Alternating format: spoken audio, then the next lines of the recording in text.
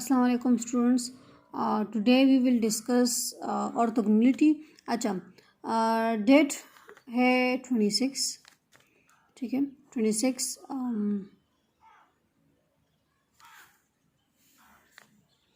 3 day Friday.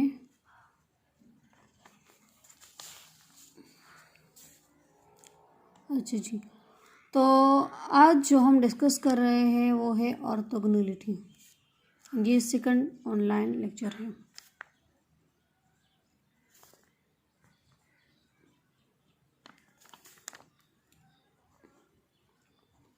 और ये जो ऑर्थोगोनलिटी है ये हम लीनियर अलजेब्रा में डिस्कस करेंगे with respect to linear algebra.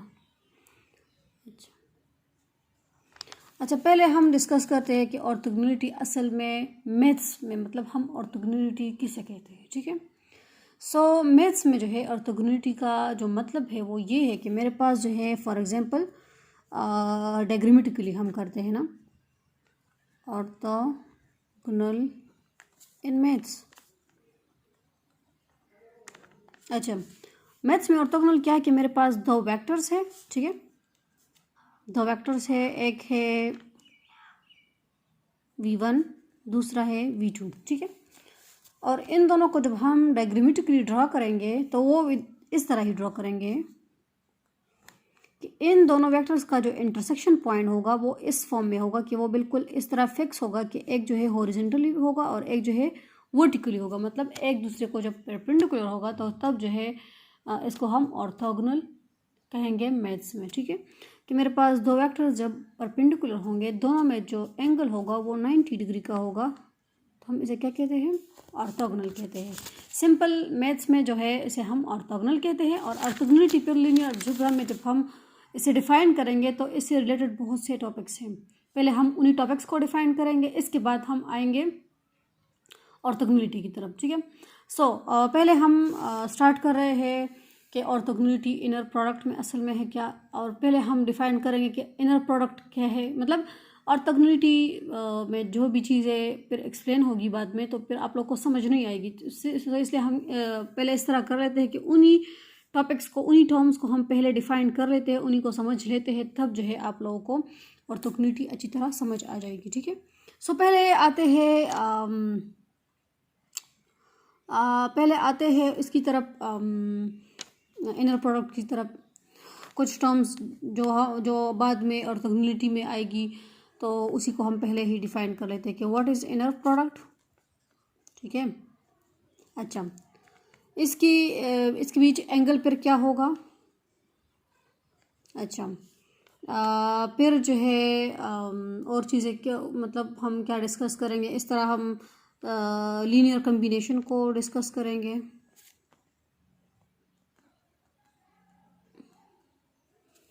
अच्छा, लीनियर डिपेंडेंस को डिस्कस करेंगे।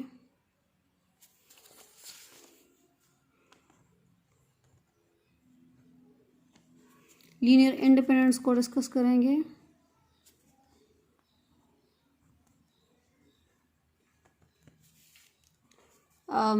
स्पैन को डिस्कस करेंगे और इसी तरह बेसिस को डिस्कस करेंगे। और ये बेसिस इस तरह है, यहाँ पर आई है। अच्छा, बेसिस और क्या रहते हैं,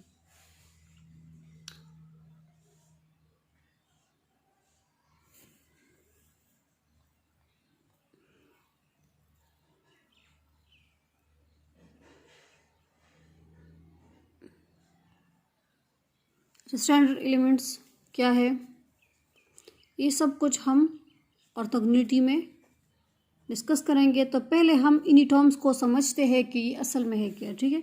और बाद में जो है फिर हम ऑर्थोगोनलिटी की तरफ आते हैं। इससे असल में हमारा जो टास्क है पर हम यहाँ पर ऑर्थोगोनलिटी से रिलेटेड थ्योरम्स करेंगे, ऑर्थोगोनलिटी को समझेंगे, ठीक है। सो पहले हम इन्हीं टर्म्स को समझते हैं, फिर बाद में आते हैं अपने टॉपिक की तरफ। अच्छा, पहले हम इनर प्रोडक्ट को एक्सप्लेन कर लेते हैं।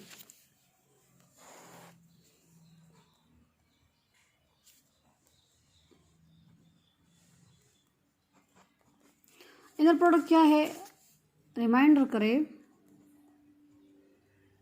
रिमाइंडर मतलब याद रख ले कि इनर प्रोडक्ट जो है असल में इनर प्रोडक्ट आप लोग मतलब लीनियर अलजेब्रा में किस तरह रिप्रेजेंट करेंगे। इस तरह जब हम सिंपल प्रोडक्ट करते हैं तो हम इस तरह लिखते हैं ना कि यू डॉट वी या वी यू क्रॉस वी, इस तरह बस कोई प्रोडक्ट का जो है सिंबल लगा देते हैं, कोई इसका की नोटेशन लगा देते हैं और बस मतलब जिस तरह रिप्रेजेंट होती है बस हम इसी तरह रिप्रेजेंट कर लेते हैं। लेकिन लीनियर अलजेब्रा में सिंपल दो वेक्टर्स के बीच जो इनर प्रोडक्ट होगा वो इस तरह होगा। For example if I have two vectors, I have two vectors u and v, then the inner product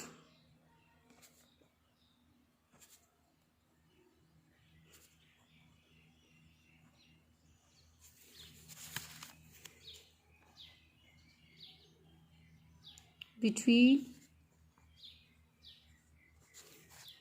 these two vectors is u, v। आप लोगों ने क्या करना है, इसी तरह रिप्रेजेंट करना है। ये लीनियर अलजेब्रा में और तो इनर प्रोडक्ट की नोटेशन है कि हम जो है इनर प्रोडक्ट को इस तरह रिप्रेजेंट करेंगे कि u, v, और यहाँ पर जो ब्रैकेट्स है आप लोगों ने इसी तरह ही लिखने हैं, ठीक है ना। इस तरह ब्रैकेट्स आप लोगों ने नहीं लगाने, इस तरह ही प्रेजेंट करने हैं, ठीक है, u, v, ठीक है। अगर आप लोग इस तरह प्रेजेंट करेंगे तो ये गलत होगा, ये वाला ठीक है। अच्छा, अब जो है अब हम आते हैं, ये तो इनर प्रोडक्ट के लिए मतलब, और ये जो हम असल में दो वेक्टर्स है और ये वेक्टर स्पेस में ही होंगे, ठीक है ना।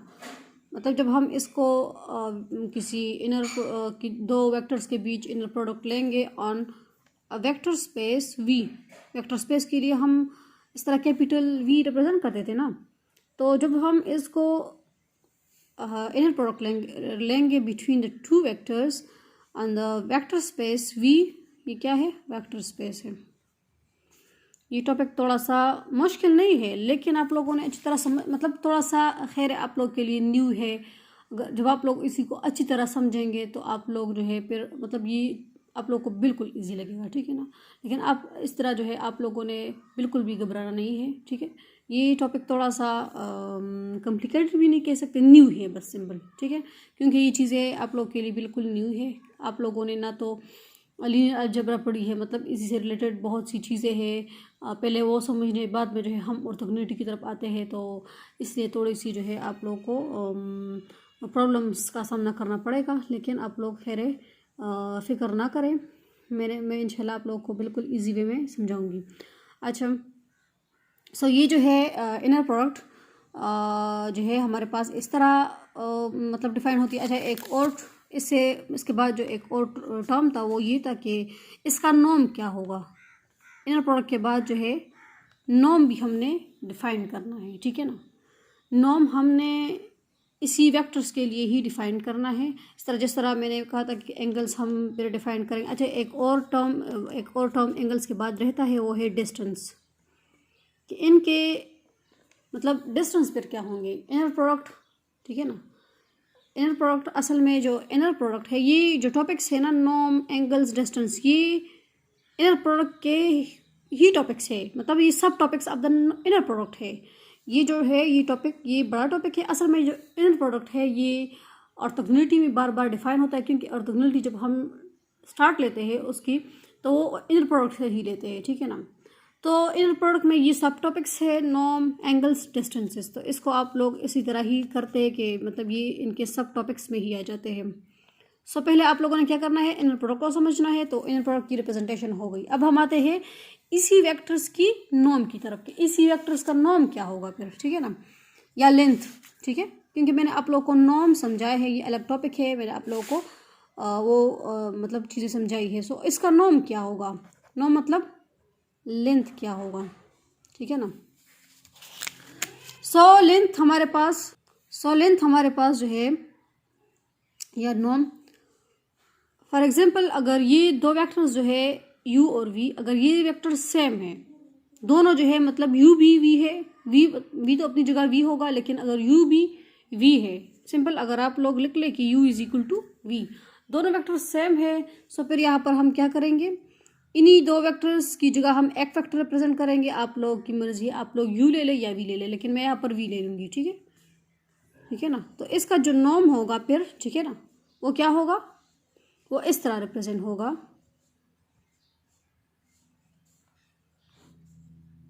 Square root. ठीक है ना, जिस तरह हम नॉर्म ले देते हैं, नॉर्म किस तरह हम रिप्रेजेंट करते थे, एक वेक्टर है मेरे पास, यहाँ पर तो हम दो वेक्टर्स की बात करते हैं ना। सिर्फ मैंने जो चेंजेस इसमें की है यही वेक्टर्स है u और v, लेकिन जो चेंजेस मैंने की है इसमें वो ये है कि u is equal to v, मतलब दोनों जो वेक्टर्स मैंने ली है ये बिल्कुल सेम है। जब सेम है तो इसी का जब हम नॉर्म लेंगे तो एक ही फिर हम लेंगे ना, मतलब u is equal to v है तो आप लोग इसी में से एक ही उठाए, u उठाए या v उठाए, आप लोगों की मर्जी है। यहाँ से मैंने v को उठाया है और इसका नॉर्म लिया है। ठीक है ना, सिंपल आप लोग फिर यहाँ पर एक ही वेक्टर लेंगे, नॉर्म के लिए फिर एक ही वेक्टर लेंगे, लेकिन जब आप लोग डिफाइन करेंगे राइट साइड पे तो फिर डिफाइन इस तरह होगा कि दोनों वेक्टर्स, मतलब अभी तो मैंने u की जगह v लिया है ना, u is equal to v लिया है। सो फिर यहाँ पर भी u की जगह, मतलब इस u की जगह आप लोग v लेंगे, क्योंकि यहाँ पर वो वाला नॉर्म हम डिफाइन कर रहे हैं, लेकिन यहाँ पर असल में हम इनर प्रोडक्ट में ही नॉर्म को डिफाइन कर रहे हैं। ठीक है ना, नॉर्म तो सिंपल जो डिफिनीशन था नॉर्म का वो ये था कि मेरे पास अगर v एक वेक्टर है, उसका जब हम नॉर्म लेते हैं तो इस तरह लेते थे ना कि v square under the root, simple इस तरह लेते थे। लेकिन यहाँ पर हम नॉर्म को डिफाइन कर रहे हैं इनर प्रोडक्ट में, यहाँ पर हम दो वेक्टर्स की बात कर रहे हैं। ठीक है ना, तो यही वेक्टर होगा, यही इनर प्रोडक्ट होगा, लेकिन चेंजेस क्या होंगे कि यहाँ पर जो है हमने चेंजेस ये लिए है कि u की जगह v लिया है। ठीक है ना, सो यहाँ पर यही चीज़ होगी, लेकिन u की जगह हमने रिप्लेस किया है v को। सो दिस, और यहाँ पर जो सिंपल अंडर रूट था वो ये वाला था। अच्छा, ये जो है ये चीज़ इनर प्रोडक्ट, ये जो ये टर्म है ये असल में v स्क्वायर भी आप इसकी जगह लिख सकते हैं। ठीक है ना, v स्क्वायर क्यों लिख सकते हैं, क्योंकि ये दो वेक्टर्स है, सेम वेक्टर्स है ना, तो आप लोग v स्क्वायर भी लिख सकते हैं। ठीक है, सो यहाँ पर हम v स्क्वायर भी लिख सकते हैं और अंडर द रूट तो अपनी जगह आएगा। ठीक है ना, तो ये इक्वल हो गया ना इस चीज़ का। ठीक है, सो यहाँ पर हमारा जो काम है वो इसके साथ है, ये वाला तो मैंने रफ लिखा है ना, कि अगर आप लोग वही नॉर्म डिफाइन करते हैं जो मैंने आप लोगों को कल डिफाइन करवाया था, नॉर्म के बारे में जितनी बातें की थी ये वही नॉर्म है, लेकिन यहाँ पर हम नॉर्म को डिस्कस कर रहे हैं, डिफाइन कर रहे हैं इन इनर प्रोडक्ट। ठीक है ना, सो यहाँ पर जब हम इनर प्रोडक्ट में नॉर्म को डिफाइन करेंगे तब हम इनर प्रोडक्ट में ही इसको लेंगे, इनर प्रोडक्ट के टर्म में ही लेंगे। ठीक है ना, सो ये नॉर्म हो गया। अब हम आते हैं इसके एंगल्स की तरफ, कि इनर प्रोडक्ट में एंगल्स पर किस तरह हम इसको डिफाइन करेंगे, क्योंकि इनर प्रोडक्ट में फिर हमारे पास एंगल्स भी आएंगे ना। ठीक है, सो यहाँ पर हम एंगल्स को भी डिफाइन कर लेते हैं कि इसके लिए मतलब इसको हम डिफाइन किस तरह करेंगे, किन किन टर्म्स को लेंगे। तो यहाँ पर याद रख ले कोसाइन होगा, जिस तरह साइन होता है तो यहाँ पर कोसाइन होगा, cosine of the alpha is equals to V U. अच्छा, यहाँ पर मैंने क्या किया है, मैंने इन टर्म्स को चेंज किया है ना, इन टर्म्स के प्लेसेस को चेंज किया है, तो ये मैंने बिल्कुल कसदन किया है ताकि आप लोगों को पता चले कि हम इन टर्म्स को मतलब आगे पीछे लिख सकते हैं। ठीक है, आप लोग यू भी लिख सकते हैं, वी यू भी लिख सकते हैं, क्योंकि ये मैंने खुद से चूज़ किए हैं ना, ये टर्म्स मैंने खुद से, ये वेक्टर्स मैंने खुद से चूज़ किए हैं। ठीक है, सो इसलिए मैं स्लोली समझा रही हूँ ताकि आप लोगों को ये चीज़ अच्छी तरह समझ आ सके। ठीक है ना, क्योंकि ये चीज़ बिल्कुल न्यू है। अच्छा, सो cos alpha is equals to ratio of the inner product of the two vectors. ठीक है, रेशो मतलब ये जो डिवीजन जो इसके लिए जो नोटेशन है ना कि V U the inner product between the V U and divides the V norm U norm. देख लिया, यहाँ पर जो है इनर प्रोडक्ट हमने डिफाइन कर लिया, फिर बाद में इनमें हमने नॉर्म को डिफाइन कर लिया। आप लोगों ने देख लिया कि जब हम हमें यहाँ पर बहुत सारा मतलब एंगल्स की भी बहुत ज़रूरत होगी, ये सारी चीज़ें ऑर्थोगोनलिटी में ही डिफाइन होगी, तो इसलिए हम जो है पहले इन्हीं चीज़ों को समझ लेते हैं कि एंगल्स जो होंगे, इन एंगल्स की डिफिनीशन इस तरह होगी कि the inner product between the two vector divides the product between the V norm and the U norm, ठीक है। सो यहाँ पर तो वी नॉर्म भी आप लोग को समझ आ गया है कि किस तरह रिप्रेजेंट होगा। अगर यू नॉर्म की बात की जाए तो यहाँ पर बस यू लिख ले, यही डिफिनीशन होगा, ठीक है। सो ये चीज़ भी आप लोग को समझ आ गई। एंगल्स हम इस तरह डिफाइन करेंगे। अच्छा, अब हम आते हैं डिस्टेंस की तरफ। डिस्टेंस हम यहाँ पर ही लिख लेते हैं, ठीक है ना। अब हम आते हैं डिस्टेंस की तरफ।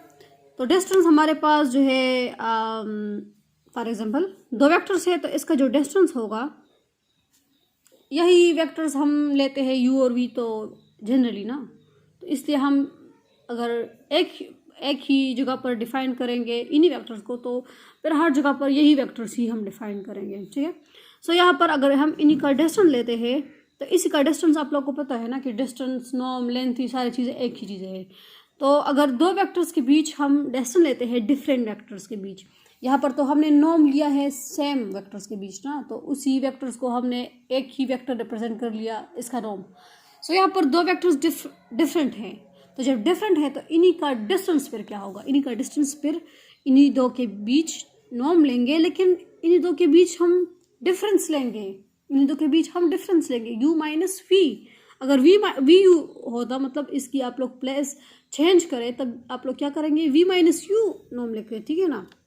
तो आप लोगों ने देख लिया कि अगर हमारे पास दो वेक्टर सेम हो तब इसका नॉर्म क्या होगा, इसका नॉर्म इस फॉर्म में होगा, वी नॉर्म, एक ही वेक्टर का नॉर्म लेंगे फिर। और अगर इन दो वेक्टर्स जो है ये डिफरेंट है, ठीक है ना, ये डिफरेंट है जिस तरह इसी केस में है, और इसका आप लोग डिस्टेंस फाइंड कर रहे हैं, नॉर्म फाइंड कर रहे हैं, तो फिर इसका जो नॉर्म, जो डिस्टेंस होगा वो ये होगा कि norm of the difference between the two vectors, ठीक है ना। सो ये चीज़ें आप लोगों ने समझ ली, ठीक है। अच्छा, अब आते हैं यहाँ पर और चीज़ें, मतलब कौन सी चीज़ें रह गई है, और चीज़ें जो है linear combination, linear dependence, linear independence, span, basis, standard elements, ठीक है। अच्छा, सब पहले हम क्या कर लेते हैं, पहले हम जो है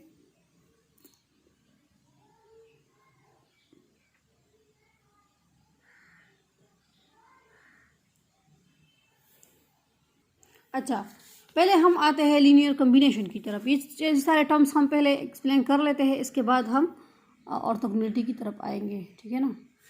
लीनियर कम्बिनेशन, ठीक है। अच्छा, लीनियर कम्बिनेशन असल में है क्या, तो इसकी हम डिफिनीशन इस तरह करेंगे। ये सारे चीज़ें लीनियर अलजेब्रा के बेसिक चीज़ें हैं, ठीक है ना। सो आप लोगों ने ये भी समझनी है। तो ऑर्थोगोनलिटी में वैसे भी ये सब कुछ आ रहा है, इसलिए पहले से मैं ये डिस्कस कर रहा हूँ। Let v1 v2 so on up to vn be the vectors in the vector space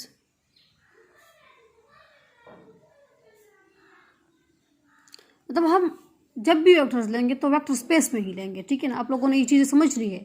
vector space, आप लोगों को पता है कि वेक्टर स्पेस हमारे पास क्या है। वेक्टर स्पेस जो 5 प्रॉपर्टीज़ को सेटिस्फाई करती थी, मतलब जो 5 एक्सियम्स थे वो जब सेटिस्फाई कर देते तो इसको हम वेक्टर स्पेस कहते थे। वो 5 प्रॉपर्टीज़, वो 5 एक्सियम्स क्या है वो आप लोगों को ऑलरेडी से पता है, ठीक है। अच्छा, then any vectors of the form a1 v1 plus a2 v2। ए असल में मैंने जो वेक्टर्स लिए हैं ना n टर्म्स में लिए हैं। मतलब हम जब एक चीज़ डिफाइन करते हैं तो वो हम जनरली डिफाइन करेंगे, फिर बाद में हम स्पेसिफिक मतलब पर्टिकुलर एग्जांपल जब करेंगे तो तब मतलब 2-3 वेक्टर्स रहेंगे, उसी पे जो है हम क्वेश्चन को सॉल्व कर लेंगे। लेकिन यहाँ पर हम जब डिफिनीशन कर रहे हैं तो तब जो है हम क्या करेंगे, जनरली एक टर्म लेंगे। तो यहाँ पर मैंने क्या किया है, एन टर्म्स ली है। क्या किया है, एन टर्म्स। सो यहाँ पर एन टर्म्स के लिए जो है be the vectors in the vector space. Vector space में मैंने ये वेक्टर्स ली है, मतलब ये उसी वेक्टर स्पेस के सारे प्रॉपर्टीज, सारे एक्सियम्स को सेटिस्फाई करता है ये वेक्टर्स। तब जो है इसको हम डिफाइन करेंगे इसी तरह कि then any vectors of the form a1 v1 a2 v2 plus so on, मतलब यहाँ पर A3V3 plus A4V4 plus and so on plus dot dot plus ANVN। ये जो आपको फॉर्मेट दिख रहा है, ये जो फॉर्म दिख रहा है वेक्टर्स का, ठीक है ना, तो ये असल में क्या है, लीनियर कॉम्बिनेशन है। और इसी में A1 वेयर यहाँ पर जो A1 है, A2 है and so on up to AN है, ये सारे चीज़ें क्या है, ये स्केलर्स है। मतलब आप लोग को तो स्केलर्स अब समझ आता है ना, स्केलर्स मतलब नंबर्स है, कोई नंबर्स होंगे 1 2 3 एंड सो ऑन, जितने भी सिर्फ मैग्नीट्यूड्स मतलब जो शो करता है ना, इसी को हम स्केलर्स कहते हैं। सो ये सारे मैग्नीट्यूड शो करेंगे यहाँ पर, मैग्नीट्यूड का मतलब 1 2 3 एंड सो ऑन, ठीक है। सो ये जो डिफिनीशन है equation 1, so equation 1 is called a linear combination। So linear combination वैसे मतलब इसके नेम से ही जाहिर है कि मतलब हम लीनियरली एक चीज़ को कंबाइन कर रहे हैं। इसी में ही मतलब लीनियर का मतलब यही होगा, यही है कि इसमें हम स्केलर्स की बात करेंगे, ठीक है ना, वेक्टर्स और स्केलर्स की बात करेंगे। सिर्फ वेक्टर्स की बात पर नहीं करेंगे। अगर लीनियर कम्बिनेशन है तो इसका मतलब यह कि यहाँ पर स्केलर्स मस्ट होंगे, ठीक है ना। लीनियर का मतलब ही यही है कि इसमें कोफिशिएंट जो टर्म्स होंगे वो स्केलर्स आएंगे, ठीक है। सो लीनियर कम्बिनेशन का मतलब ये है कि, और कम्बिनेशन का मतलब है कि इसको हम सम ऑफ कर रहे हैं, ऐड कर रहे हैं, कंबाइन कर रहे हैं। सो यहाँ पर जो है लीनियर कम्बिनेशन का मतलब आप लोगों को समझ आ गया है।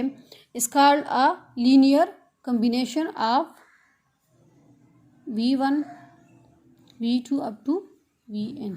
मतलब ये जो इक्वेशन 1 है ये लीनियर कम्बिनेशन है इन्हीं चीज़ों का। अच्छा, अब हम आते हैं, लीनियर कम्बिनेशन तो हो गया। अब अगर हम इसके एग्जांपल की तरफ देखें तो फॉर एग्जांपल इन R3 आप लोगों को मैंने बता दिया है ना, ये मैपिंग है R3 मतलब 3 डायमेंशन में, ठीक है। रियल स्पेस वो भी 3 डायमेंशन, ठीक है ना। रियल स्पेस का मतलब ये है कि इनमें सारी चीज़ें जो होंगे वो रियल ही होंगे, और 3 का मतलब ये है कि यहाँ पर 3 डायमेंशन केस होगा। फॉर एग्जांपल मैं यहाँ पर R3 में ले रही हूँ -7 7 7, तो ये सारी चीज़ें आप लोग देख सकते हैं कि ये रियल है, रियल नंबर्स है ना, नेगेटिव पॉजिटिव कोई मैटर नहीं करता, लेकिन रियल नंबर तो है ना, कोई आयोटा यहाँ पर नहीं आया, कोई इमेजिनरी टर्म यहाँ पर इंक्लूड नहीं है। सो यहाँ पर ये क्या है, ये रियल टर्म्स है, इसलिए ये हमारे पास क्या है, ये हमारे पास रियल स्पेस में ही है और R3 में है, मतलब 3 डायमेंशन में है। R का मतलब रियल स्पेस, 3 का मतलब 3 डायमेंशन। अच्छा, ये क्या है, इज अ लीनियर कॉम्बिनेशन। अच्छा, यहाँ पर एक गलती, एक मिस्टेक हो गया है, इक्वेशन 1 नहीं, where this is are scalars is called a linear combination of this. ये जो हमारे पास स्केलर्स है ना, ये लीनियर कॉम्बिनेशन है इन्हीं वेक्टर्स का, सिंपल, ठीक है ना। जिस तरह मैं यहाँ पर एग्जांपल ले रही हूँ -7 7 7 3 डायमेंशन में, इन टर्म में नहीं, 3 डायमेंशन में, तो ये लीनियर कॉम्बिनेशन है किस चीज़ का, 2 वेक्टर्स का। मतलब यहाँ पर हम वेक्टर्स की लीनियर कॉम्बिनेशन लेंगे ना, तो ये भी जिस तरह मैंने ये बात की है कि ये लीनियर कॉम्बिनेशन है इन्हीं वेक्टर्स का, तो यहाँ पर ये जो लीनियर कॉम्बिनेशंस मतलब ये जो टर्म्स है, स्केलर्स है, नंबर्स है, रियल नंबर्स है -7 7 7, तो ये जो है लीनियर कॉम्बिनेशन है ऑफ द 2 वेक्टर्स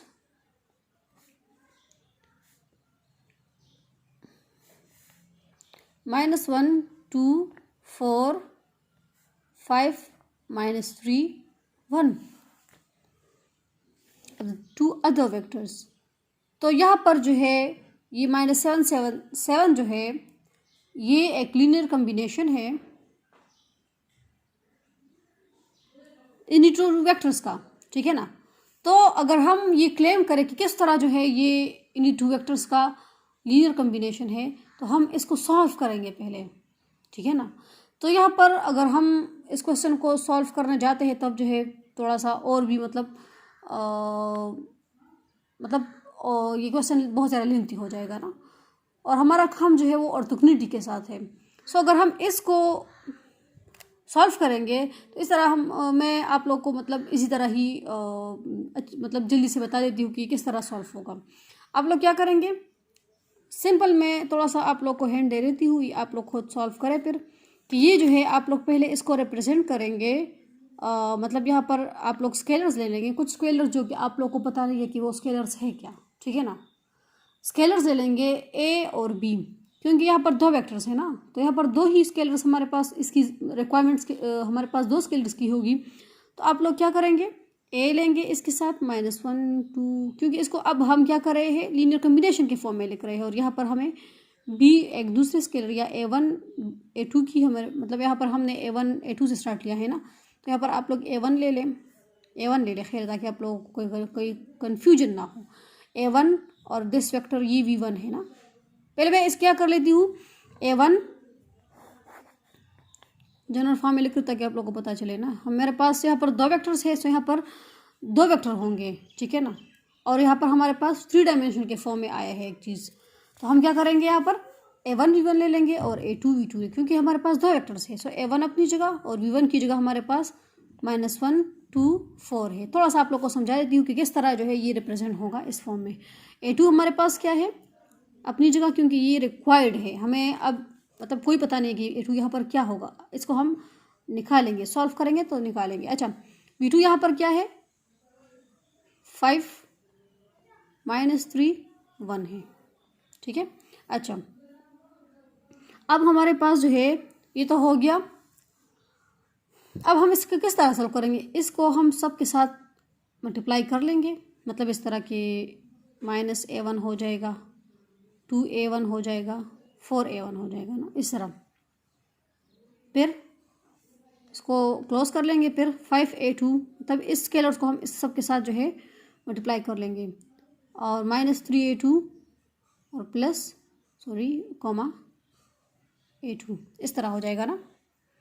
अच्छा, अब हम क्या करेंगे, आपको पता है ना कि एडिशन, मैथमेटिक्स में एडिशन का रूल क्या है कि फर्स्ट को फर्स्ट के साथ ऐड करेंगे, सेकंड को सेकंड के साथ ऐड करेंगे, थर्ड को थर्ड के साथ ऐड करेंगे।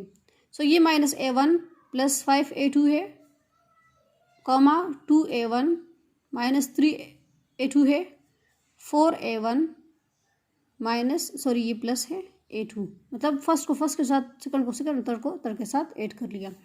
अच्छा, इसको आप क्लोज कर लेते हैं, और ये जो है आप लोग इसको इस तरह ही, मतलब नीचे जो है इसको इस तरह ही अपनी जगह लेकर आएंगे, ठीक है। अच्छा, आपको पता चल गया, और ये भी मैथमेटिक्स का रूल है कि फर्स्ट के इक्वल है सेकंड के इक्वल है थर्ड के इक्वल है, मतलब कंपैरिजन जब हम करेंगे, कंपेयर करेंगे लेफ्ट और राइट हैंड साइड को, तो ये भी कॉमा में है, ये भी कॉमा में है, मतलब -7 = -A1 + 5A2, ठीक है। और 7 = 2A1 - 3A2, फर्स्ट के इक्वल है, सेकंड के इक्वल है, और थर्ड के इक्वल है, 4A1 + A2 के इक्वल है, ठीक है। सो यहाँ पर आप लोगों ने देख लिया।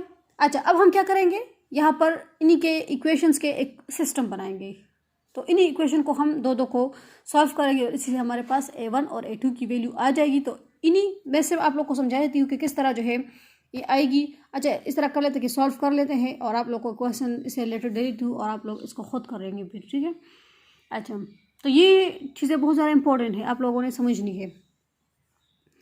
हम क्या कर लेते हैं, 2 को उठाते हैं और इसी को क्या कर लेते हैं, मतलब कंपैरिजन कर लेते हैं, मतलब इक्वल बना लेते हैं, ठीक है ना। तो फर्स्ट वन, ये दो चीज़ें हम क्या कर लेते हैं, कंपेयर कर लेते हैं, कंपेयर नहीं, वो कर लेते हैं, सॉल्व कर लेते हैं। एक इक्वेशन हमारे पास ये आ चुका है, इक्वेशन 1, इक्वेशन 2, इक्वेशन 3। इक्वेशन 1 और इक्वेशन 2 को सॉल्व कर लेते हैं। सो एक हमारे पास -7 = -A1 + 5A2 है, एक हमारे पास 7 = A1 - 3A2 है, 3A2 है, ठीक है। इसको हम जब सॉल्व करेंगे तो आपको पता है कि इसके साथ हम कुछ ना कुछ खुद से मल्टीप्लाई करेंगे, या कुछ ऐसा करेंगे कि ये जो है इन दोनों में से एक सेम हो सके और ये कट जाए ना, ठीक है। सो हम क्या करेंगे, इक्वेशन 1 के साथ ये इक्वेशन 1 है, ये इक्वेशन 2 है, ठीक है। मल्टीप्लाई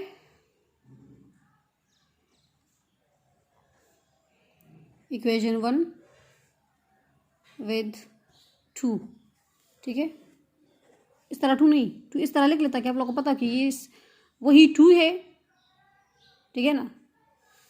अच्छा